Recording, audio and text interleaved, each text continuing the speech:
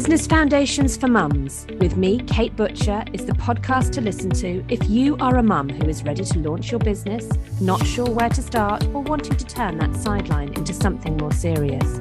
It will be full of practical tips, mindset advice, and inspirational and honest interviews with mums who are juggling business and motherhood, supporting mums in business to turn your dream into a reality.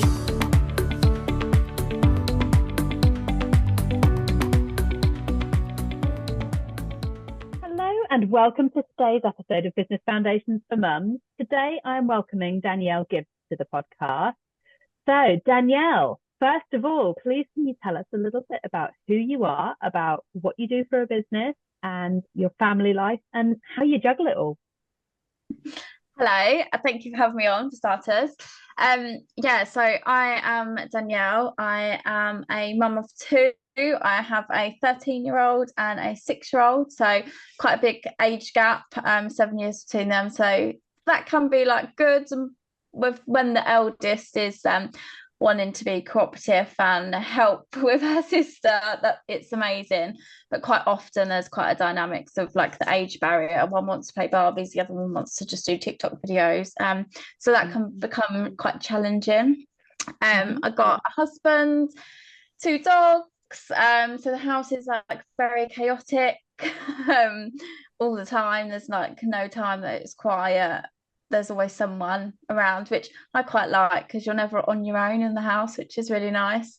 We live in the countryside, so a lot of outdoorsy life. Try to get the kids outdoors as much as possible off their iPads and other gaming devices, which I don't know about yours, but if they're on it too long, they suddenly become into like gremlins and just have this and getting them off it is such a challenge, isn't it? Getting them to go for a walk. Oh my god, yeah. You think you were trying to kill them the way that they go on about it. I know, yeah, like torture for them, isn't it? Although I know I was the same at that age, to be fair. I hated going for a walk when my parents would drag me out for walks, and I absolutely hated it, but I love it now. But yeah, I get it, so yeah. Yeah, no, I always liked walks as a kid. Like I was quite an outdoorsy kid, so anytime I could get outdoors, which I think is why I struggle with mine when they just want to be inside. So I'm like, no, let's get outdoors. I mean, we've got horses as well, so that helps them get outside. So, yeah, we're very chaotic. There's always something. Someone said to me the other day, like, you're always so busy. I was like, yeah, I know. I do it to myself though, like I'll have a quiet time and I think, I can feel this with something. So I don't know if I'm like running away from something in my own brain, or I'm just that type of person that likes to be busy all the time. Which then I moan about because I don't get 5 minutes to sit down. So absolutely. It's like absolutely. So with the businesses, it's all very new. So I've started up my podcast, the Mummy Mayhem podcast, which is basically a podcast that sheds the light of parenting life is chaotic. You are not alone. What you're doing is great. If your kids are fed and watered, amazing. Like, you're winning at life. Take them small wins. If you've got them out of their pajamas in the school holidays, you've literally like won a battle there, because anything beyond the basics is a bonus, isn't it? Literally, like if you've managed to feed them, anything else is extra, especially in the holidays when life is just really chaotic and you're trying to juggle everything. Can't believe we're coming around to summer holidays again. I know. I mean, I am very lucky. Both my parents are retired now and they live like 20 minutes up the road from us. So they do tend to take the kids up to their house, which obviously then leaves the house very quiet for me to crack on with work. So yeah, I am very lucky in that sense. I know a lot of people don't. But because they are retired, they do go on lots of holidays. Very inconveniently, but... I'm in exactly the same position. Yeah, my parents are only 30 minutes away.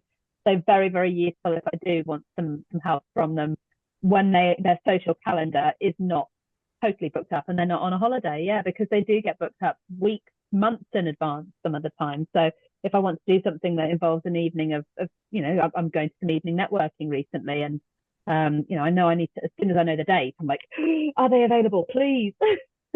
Yeah. That is us, and I love it for them, because obviously they've had years of putting their life on hold because of like me and my sister, so I love it for them, which is great. But they're the only people that we've got close to us that can look after like the kids. And I mean, the eldest is 13, we can leave her for a couple of hours on her own now, but with my youngest, she's a double amputee and she's got epilepsy, so I find it quite difficult to find certain like childcare, like in the holiday, any clubs, they're not accessible for her, so it becomes quite tricky in that sense as well, with getting, and me trusting someone to look after her as well. So with my parents, I fully trust them, they know exactly what to do if she has a seizure, and so I feel comfortable. And I think if she was to go somewhere where I wasn't fully confident, like at one point the school was an issue and my mind would just be there, and I may as well just have her at home, because I wasn't getting the work done that I needed to, because I was constantly just worrying. Yeah. No, absolutely. So yeah, the podcast is quite new. It's been going, I think we're on like episode 10 now, so it's very new, but very excited with that. And then recently, because I've got a full-time job as well, so 9 till 5 weekdays as well, and then very recently I've just started up doing some VA work for small businesses, doing admin and social media or podcast hosting for them I want to get into. And then because I wasn't busy enough, I also then wanted to start up a charity. Oh my gosh. Well. Yeah, this is what I mean. I find gaps. Yeah, and I'm like, yeah, absolutely.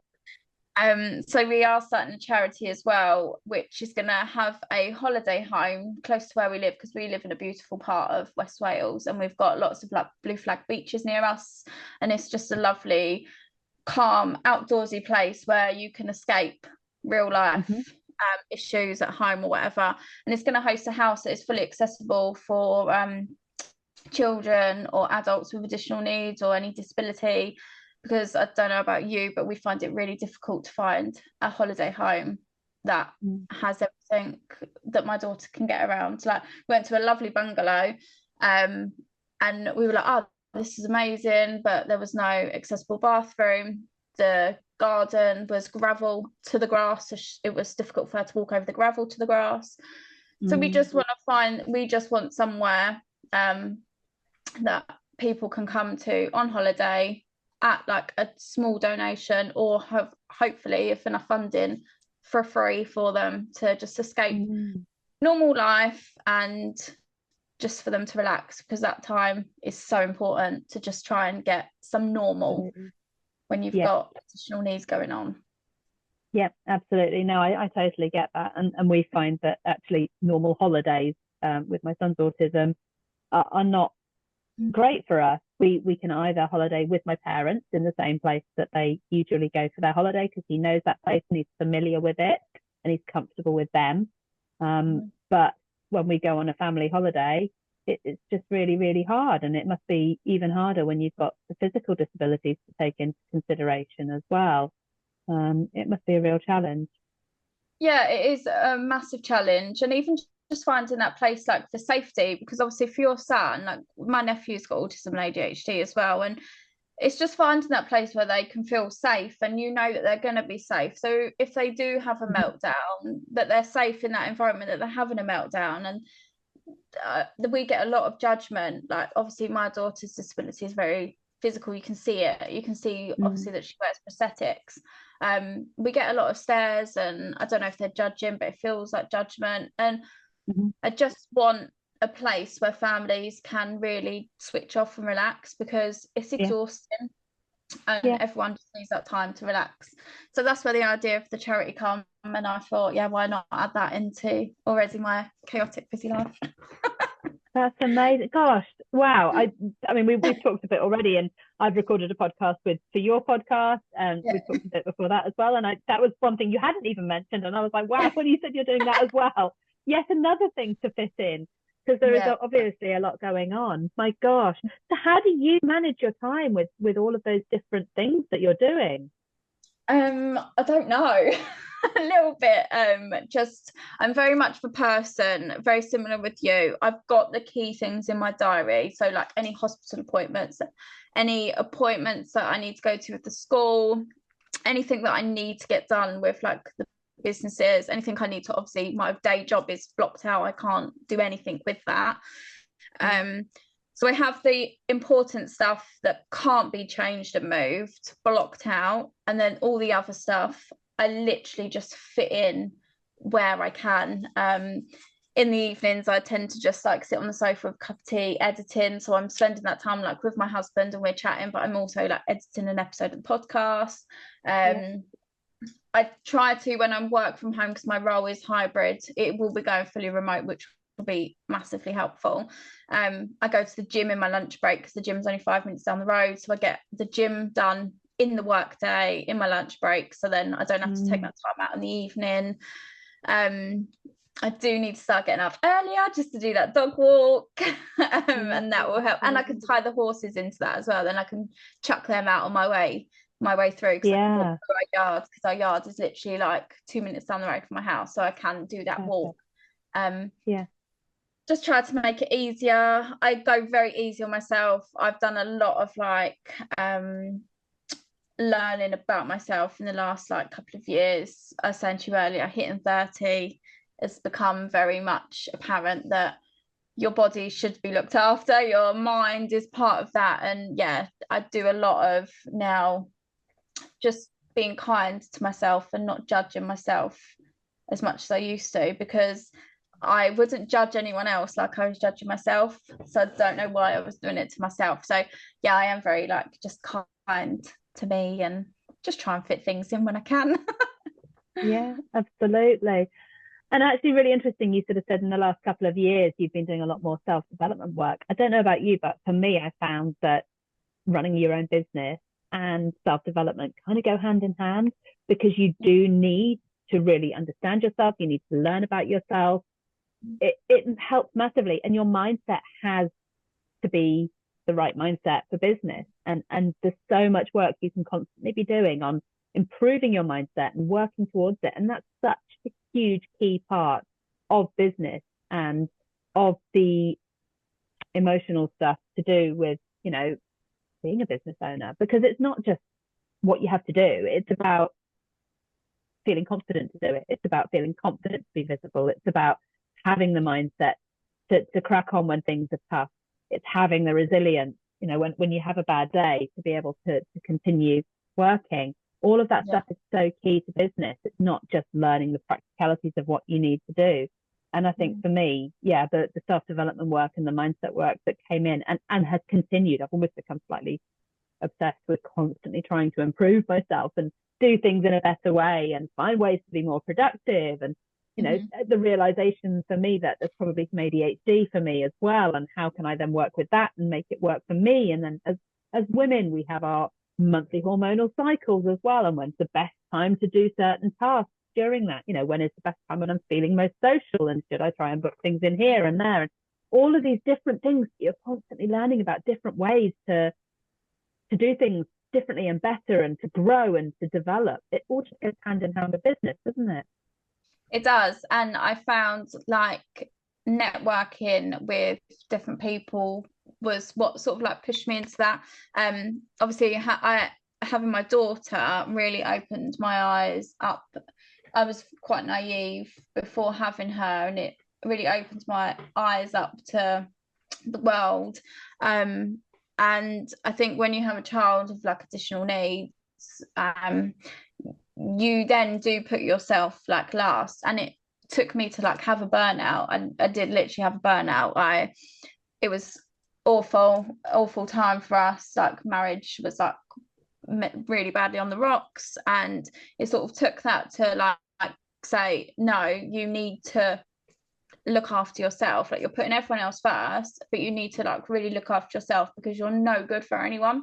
And it took like that networking with people that were in either similar circumstances or had gone through that, to really realize that all this stuff, the self-care, I mean, people talk about self-care and you constantly think like, oh, it's a spa day, but it's literally not. It can be just that cup of coffee on your own for 5 minutes, or sat outside and listening to birds singing or whatever. It can be something simple. It doesn't have to be a spa weekend, although that would be really good. That would be lovely. Yeah, God knows when I'll ever find time to do that, but yeah, it would be lovely. I'm sure we will. Yeah, no, you're right. You're right. And I think we just had a long conversation when recording your podcast about 5 a.m. And for me, that's my time to refuel. I make sure that I start my day so I'm already like fueled up with self-care and all the things that make me feel like I can actually face the world, and I get that all done first. And so I start the day on the right foot. And it's the only time I fit that stuff in. I wouldn't have time to fit in a run or a walk if I didn't do it first thing. So yeah, it means that I get to do all those things that I know I need to do for my own sanity and self-care.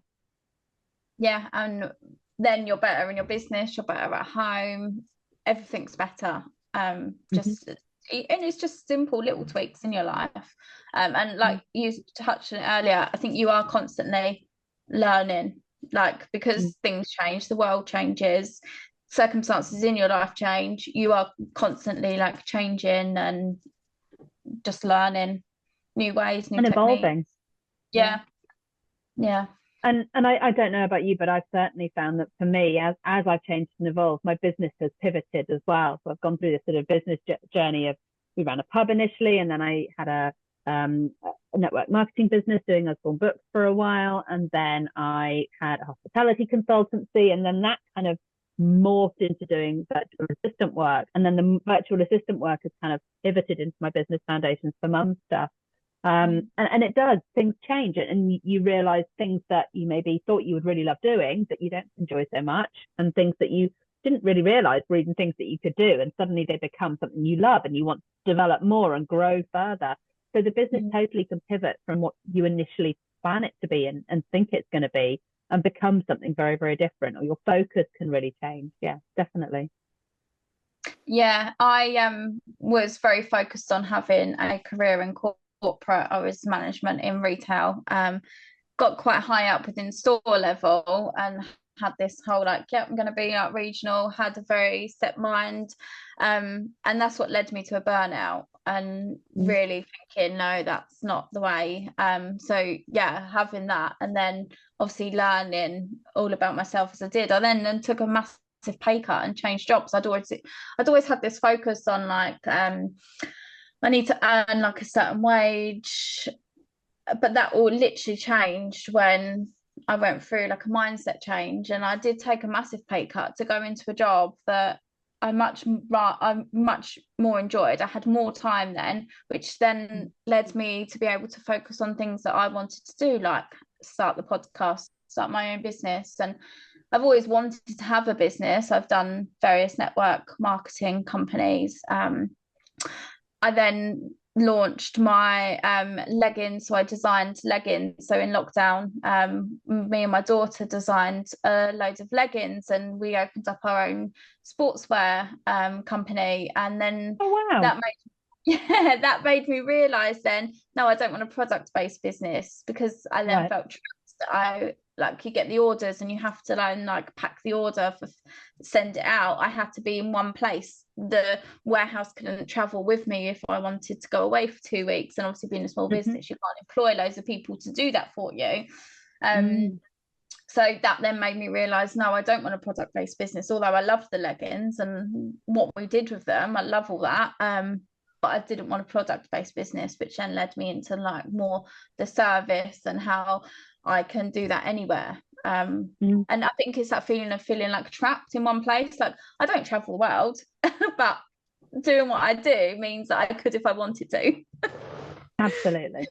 No, it is. It's having that flexibility. It's finding something that works around your own personal circumstances and around your life, and finding something that allows you that flexibility to be there for your children, but also, like you say, to be able to go away. And that's one of the reasons I love the VA stuff that I've always done, or that I've done for a long time, because I am an early riser. Ever since I started 5 a.m. 8 years or so ago, I now find that when we go on holiday, I'm still waking up early, even if it's not at 5 a.m., I'm still waking up a lot earlier than everyone else in the house. And then I've normally got a couple of hours, especially if the kids are having late nights because we're away or whatever it might be. I do find that on holiday, I have a couple of hours to myself in the morning before anyone else is up. So I can get some work done in that time. I normally manage to get a run done or whatever. And then I still manage to have time to do some work until everyone else wakes up. And as long as that I have the flexibility that that's something I have the choice to do rather than something I'm obliged to do. I did have a client for a long time when I was doing the virtual assistant work where I was specifically needed for a specific number of hours on a specific day of the week. And it meant that I could, because I had that, I could factor that into my holiday. I knew that on a Wednesday would be a day where actually, you know, if we're on holiday with my parents or if, you know, with my husband or whatever it might be, then that would be a day where they would have to go out with the kids and keep them occupied and I could stay back at wherever we're staying and do some work. But actually it's nice now to have that flexibility and not have to be able to do that as such, and just do the bits and bobs that I can when I need to. So yeah, it definitely makes a big difference. It really does. And I hate the feeling of like feeling trapped and going through like all the self-development that I went through, like talking to various therapists. I've had hypnotherapy. It all came back to like that feeling of like trapped. And I know I'm not trapped. I know I can go anywhere I want to go to. But like when I had that product-based business, that meant I had to be in one place. I had to be at home because we had like the little warehouse at home. I had to be here to then pack the orders and stuff. So although I loved the idea and I loved what we created, it just didn't work, and it just made my mindset completely off track. And I needed something that I could pick up and take anywhere. So if I wanted to go away for a week, and I could do that. I didn't have to be like, I didn't have to think, oh, but I need someone to be at my house to do the orders or whatever. It does make a huge difference, doesn't it? Absolutely. Yeah, massive. Fabulous. Amazing. And you kind of touched on why you started your own business. You said that you hit that burnout and realized that you used your self-development work that you've been doing and your mindset shift to change your priorities, I guess, about that. Was there any other sort of motivating factors or reasons why you decided to start your own business? Like I've touched on it, I've always been someone that wants my own business. I don't know. My dad is military, so I'm from a military family in the army, and he was a sergeant. So I've always had that very structured, work hard, it pays off. He had 2 daughters. He was very much of being an independent woman. You don't need a man to like provide for you. So I've always had that mindset of I want something for myself that is mine, and I can, I don't know, just maybe like I don't know why. I just have that mindset of a business would make, like, maybe in my brain mean that I've been successful in something. I don't know. But I've always liked the idea. And just as the kids have got older and my youngest coming along, it's just made it apparent that, especially in my last job, the flexibility wasn't there to attend appointments for my daughter. When she was younger, she also had heart surgery. She had a hole in the heart, so there was a lot more appointments when she was younger, and it was a lot harder. She was very ill quite a lot of the time. I mean, thankfully she's been discharged from cardiology now. That's all fixed, so we don't have that issues anymore. But when she was younger, there was a lot of like health issues with her. I mean, now she's got epilepsy. We don't know when the seizures are going to come on. There's always a chance that she could have one when she's at school, and I would need to like come home and take her home because she will just sleep after a seizure. So thankfully my workplace now are completely flexible. They're amazing company to work for, and I know I'm very lucky because that's not the norm. Companies aren't like that. So I just knew, like, with my own business I could have that. So I can, obviously you have business needs, but it's your business, you choose how to run it. And if you have to take the afternoon off because your child's had to come home from school, you can do that, and you can pick the work up in the evening when, like, my husband is home or something. So yeah, that's probably what motivated me as well. to do it. Yeah. Fantastic. And have you been given any bits of advice since you started your business journey that you find would be really helpful? What's the best bit of advice you would say you've been given? For business, there's loads. I listen to like so many different podcasts. I obviously part of the Mums Network International, Mums in Business International, where we met, just hearing like everyone's stories. And I guess the best bit of advice has been to do what you enjoy, because when you do something you enjoy, it doesn't feel like work. You don't mind doing it. It's not a chore. I'm still like in teenage head. I don't like being told what to do. I like to do things that I enjoy. I don't want to do something that I find boring, or I very much in that mindset. So hearing do something you enjoy, and then that will attract to you. That stuff that you enjoy will come your way. And not be focused on the money, basically. Although it's hard because I do like holidays. Yeah, no, it's very true. It's very true. And it is sometimes a struggle when you're running your own business. You know, you're not necessarily making that consistent income.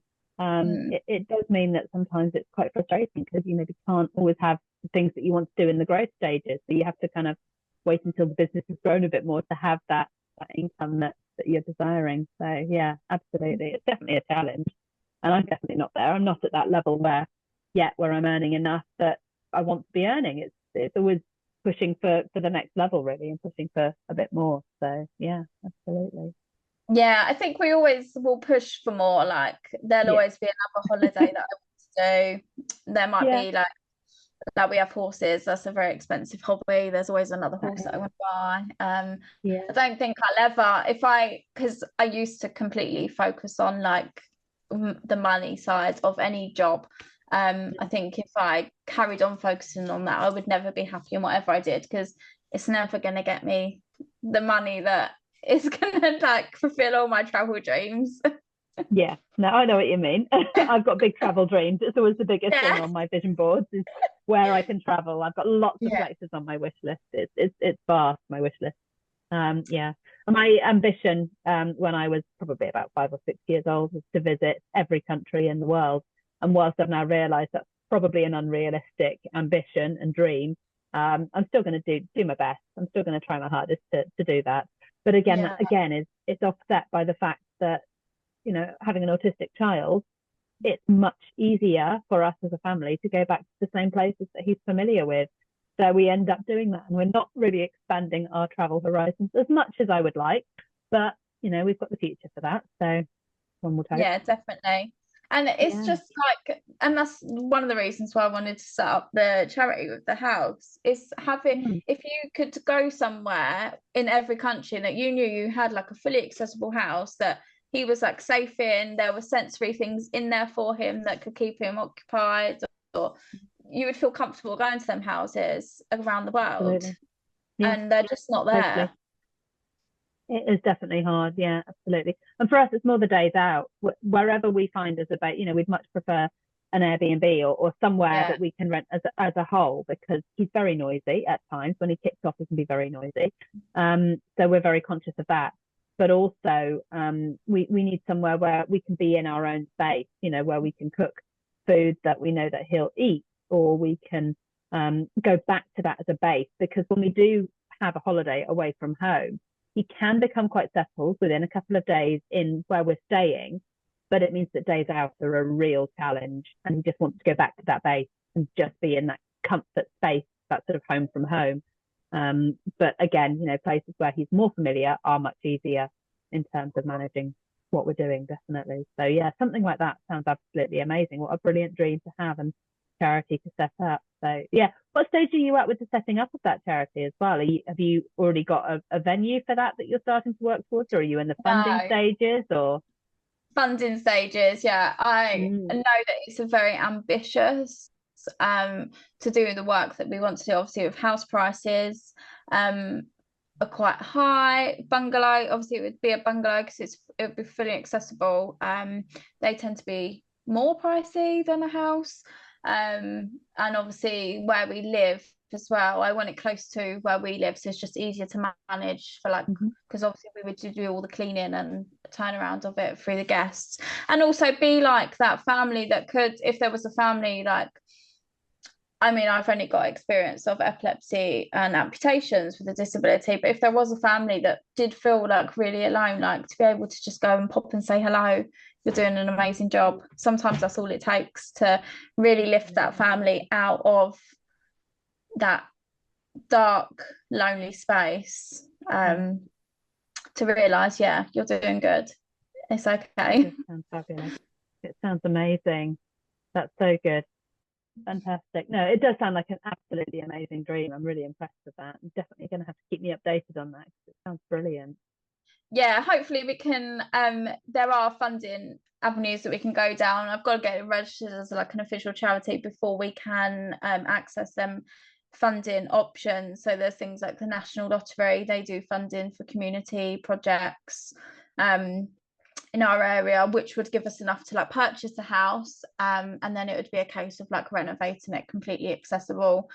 And I would need a lot of help from, because we've only got experience of Freya's disabilities. And we haven't got that experience of any other disability, so we would need help from other people to make sure the house is fully accessible to everyone, because if a place is fully accessible to people with additional needs or a disability, then everyone can enjoy it. And I think that's how the whole world should be. But that's what I get on my high horse about quite a lot of the time. Amazing. Yeah, absolutely.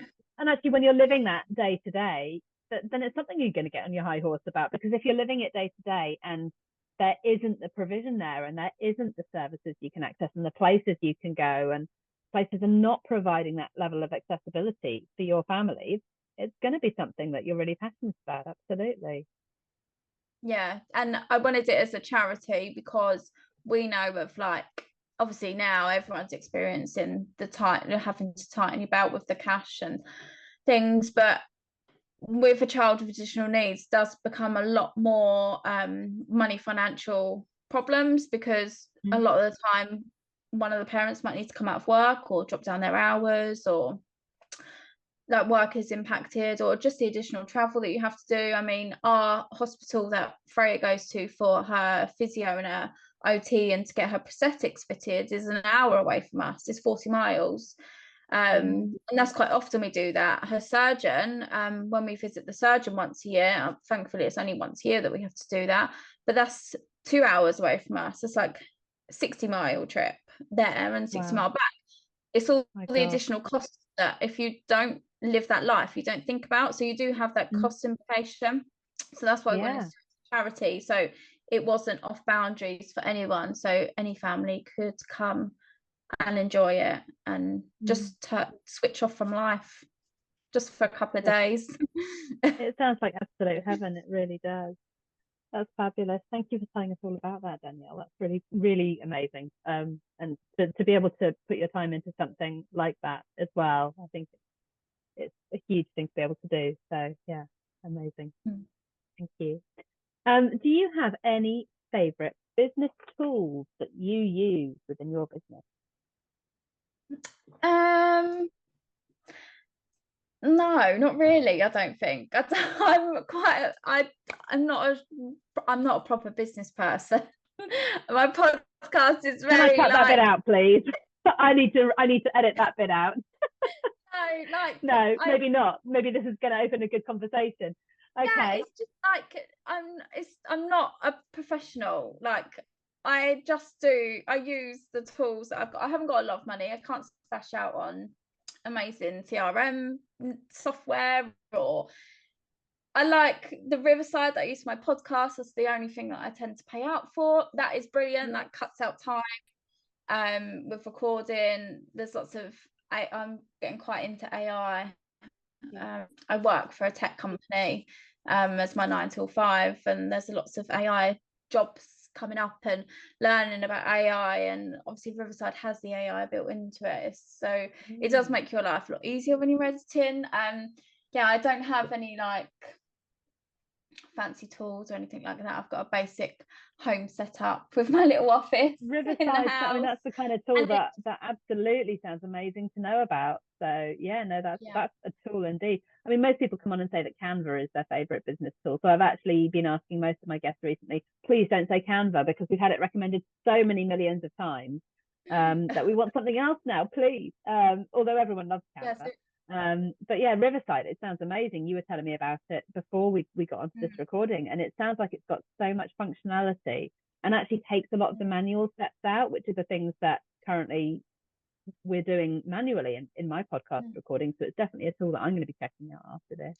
And it can, like, even just down to like notes. I quite often use ChatGPT to write up manuscripts, just like taking bits out of it. Obviously never copy and paste from it, because you can clearly tell that it's written by a robot and not a human, but you can get some really good like ideas from it, like even if it's just a sentence that you think, oh, that's really good, like you wouldn't have thought of it yourself. I'm not the most academic person writing or anything like that, so I find that really useful. But I think for the same reason.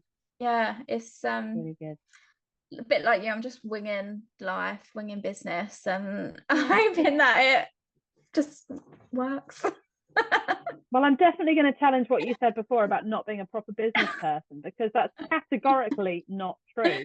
Not only are you juggling a million things at home, but you're starting up a charity as well as having your VA business and doing your podcast.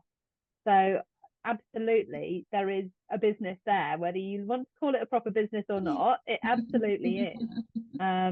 So it's so important, because I noticed the word just in there in what you were saying. I just do this and I just do that.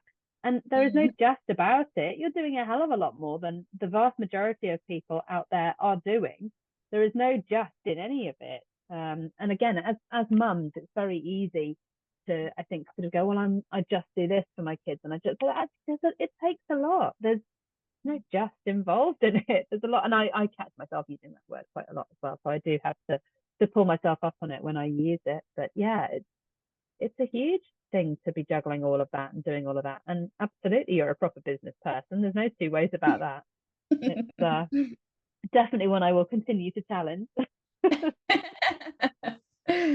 No, I don't know. You just feel, I hate the term, the imposter syndrome. I hate that because of where it originated from and all that. I just hate it. But it is like you feel like you just don't belong there. You're like not good enough. You don't know enough. It's a real thing. Yeah. It's a really real thing. And it's a real thing that I think pretty much every single woman or in business I have spoken to about it has experienced it and knows about it and feels it. And even women at high boardroom level in international companies have talked about it. Sheryl Sandberg talked about it, didn't she, sitting in the Apple boardroom, that she experienced the imposter syndrome and sat there thinking, when are they going to find out that I'm just winging it here and I don't actually know what I'm talking about? And it's the same for all of us. We all struggle with that feeling, and it never goes away, I don't think, either. You just learn to manage it better. It's definitely a real thing, without doubt. Yeah, it is. And just it's just it's confidence as well, isn't it? Like and that's why networking helps, because you build confidence off of other people as well, because if you get a group of people saying, no, you can do it, that gives you the confidence to then go and do it. Absolutely. And you realize that actually lots of the other women who are there and who are really successful and they're doing amazing things, but they're struggling with the same internal demons that you're struggling with. And that's really, I think, reassuring, and kind of it reminds you that it's a mindset thing. It is part of the way that we think about things. It's not necessarily the reality. We all have the ability. Yeah, definitely. That is why I hate social media, because it is just all rubbish on there. Like, social media is great. Don't get me wrong. Yeah, it's great for like building your business. It's great for like connecting with people. But in terms of like real life, it doesn't show real life, because you'll see a photo of a family that looks like they've got their their life sorted and they've held it all together, and you envy that mum, like, oh my god, she's running this multi-million-pound business, her kids look immaculate, they've got a swimming pool in their garden. It's really not reality, because probably 5 minutes before that photo she shouted at all her kids to get in the photo, look happy, and she's like kicked out all the like cleaning that needs to be done out of that photo. But you just see that, and you see this paragraph of how amazing her life is and how much money she earns. You just see that, but you don't actually see like what's behind the camera and the arguments that probably happen in that household, or she might even be really unhappy in doing what she's doing. You don't know any of that, and that was one of the reasons why I started the podcast, was because I wanted like a real life platform of real life stories of mums and dads that have come on and saying it's okay, like real life is not what you see on social media. It's not that perfect picture. I couldn't agree more with that. Could not agree more. And as a business person, it's so easy to compare yourself to the other businesses out there that are doing the same thing. And I heard a great analogy. It was on a podcast, and I wish I've talked about it a couple of times now, and I really wish I could remember who it was who originally said it, or find the podcast to give them a credit. But they basically said that, you know, we all go online and we look at other people who are doing something similar to us. And person A might have amazing social media and, you know, beautiful Instagram feed, and it all looks fantastic. And you're like, oh God, I wish mine could be like that. And then you go on to person B, and they've got a fantastic website, and it tells you all about all this amazing stuff, and it's got a really, you know, really good links, and it's brilliant. And then you go to person C, and person C has all these incredible qualifications and all this different stuff. And we're comparing ourselves to all of those different people and the brilliant things that every single different person is doing. Whereas actually person A might have amazing social media, but actually it might not be converting into business. And person B might have an amazing website, but their social media presence is utterly rubbish, and they don't have any followers, and they're not really engaging with an audience, and they don't have anyone out there. And person C might have all these qualifications, but all these qualifications don't necessarily mean that they're any good at what they do. And we compare ourselves to all the different factors. If we were just to compare ourselves on one factor, then, you know, it might be something that we would maybe not be as good as them in. But if we were then to look at all of the other things, we might find that actually we do have more qualifications, or more life experience, or more empathy, or a better customer service than that one factor that we're comparing ourselves about. But when we pull in all the different people and all the things that they do excellently, we're then expecting excellence in every single area of our business. And someone might have had their business running 10 years, and that's why it looks amazing, because they've been going for ages. But actually, you know, we've only been going a couple of years or 6 months or whatever, and we might have different challenges to face. We might be growing at a different pace because of the different challenges that we have. So yeah, it's definitely that comparisonitis is a right killer. It's horrible, and it's so easy to do. So it's always about just taking a step back and staying in your own lane and doing things your way, and not comparing. I think that's so important. But yeah, social media, it's definitely got some things that are really difficult about it, but it's also an absolutely amazing business tool. It's a free business tool a lot of the time. It's so good to use. Get out there. It's like a love-hate relationship, isn't it? Oh yeah, I do love it and hate it in equal measure. No in between. Yeah. Just love it in some ways, hate it in others. But I don't like it. None of the middle stuff. It's just the two extremes. Definitely. That's it. Yeah, no, that's me as well with it. And do you have any favorite book recommendations at all that you have for our listeners that might be good for mums in business, whether they're things you've listened to on audiobook or physical books you've written, or even if not a book, a podcast? No, I don't tend to read, which is probably one of my downfalls. I should read more. I don't tend to read. I am more of a I really struggle to concentrate reading. Even like an audiobook, I will literally get bored. I need to see something, which is why I like podcasts, and I can see the people talking. So I do listen to a lot of podcasts. Diary of a CEO on a visual format, like on YouTube or something, right? Yeah. So even like you can do it on Spotify as well, have the video uploaded on Spotify. I don't know, I tend to switch off if I can't see the people that are talking. I don't know why. It's just something in my brain that I just get distracted. I'm very easily distracted by things, like a magpie. You see something shiny and you're like, oh, what's that over there? And you forget about what's going on. I don't tend to take the information in unless I'm like seeing it visually. So I do tend to just listen to podcasts. I do really like the Diary of a CEO with Stephen Bartlett, because he just talks to so many different people, and it's not all about business, but you can bring it back to business. I think everything he talks about you can really bring back into like your personal life or into business. It's a lot of it's the self-development, isn't it, with as well? And around like your health and making yourself feel better, and obviously if you're feeling great, then you're going to run your business a lot better. So that's probably the one that I listen to the most. Amazing. It is a really good one. I do like that one. I've only just started listening, so I've done my usual thing. I've gone back right to the beginning, and I'm listening from the beginning. But there's a lot to catch up on that one. It's going to take me a few years to get caught up. I don't think you'll ever be able to catch up. I don't know how many he puts out a week. Sometimes he's like got 2 out a week, and I'm like, oh my god. I mean, like I've listened to his schedule, and he will record like 4 or 5 in a day, and he does like a 2-week stint, and obviously he's got a whole professional team, and he literally only has to do the talking to people, so it is a bit easier. But I don't know how many he puts out. You've got a lot of catching up to do. There is a bit to catch up on, and I certainly don't listen to his once a week, because I have about I don't even know how many podcasts I listen to. I listen to them in sequence. I'll listen to each one in the list one at a time as we go, on all sorts of different things. I listen to lots of property podcasts and all sorts. But I don't get round the whole cycle once in a week of listening to them all. But there are some I'm catching up on, which is great, because once I've caught up on them, that's going to speed the cycle up. But I'll probably add a few more podcasts in there as we go as well to counterbalance that. But but there's still a whole load of gems. And I quite often will just have a look through on Spotify or whatever, click podcasts, and just have a look and scroll through. And I am a visual person, so if I see one that looks like quite good, or if I see a clip of it on TikTok or something, I'm like, I'll go and check that out.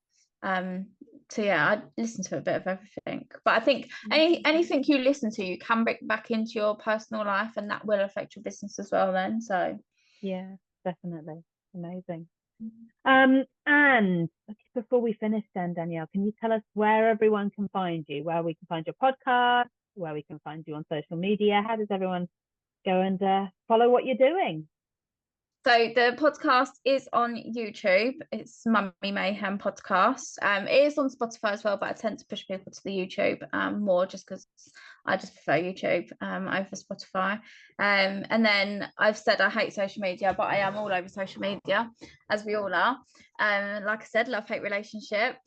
So on Facebook, it's got I've just set up the charities Facebook actually. So we've got the charity is Bell Meadow, and then I've got the VA is Blue Meadow VA Services, and then the podcast on there, Mummy Mayhem podcast, all on there as well. Wonderful. And are you on Instagram as well with any of those? I am with the No, I'm not. I am with the podcast, but I'm terrible with Instagram. I'd need to get better. Fair enough. Wonderful. We'll make sure that all of the links to all of those are in the show notes as well, so that people can just go and click on there and find out what's going on, and get to you nice and easily. But it's been really lovely chatting to you today, Danielle. Thank you so much for your time today. We've had quite a long one because we've done a double podcasting recording, haven't we, here today? But it's been really lovely to chat to you and get to know you a lot better as well. And hopefully got our listeners to get to know and learn some of the gems and tips that you've offered today as well. So thank you so much for that. I really appreciate your time today. No, likewise. Thank you for having me on. Thank you. Bye. Bye. Thank you for joining us here at Business Foundations for Mums. You can find all of our episodes, show notes and blog posts at businessfoundationsformums.co.uk, and you can follow us on Instagram or Facebook.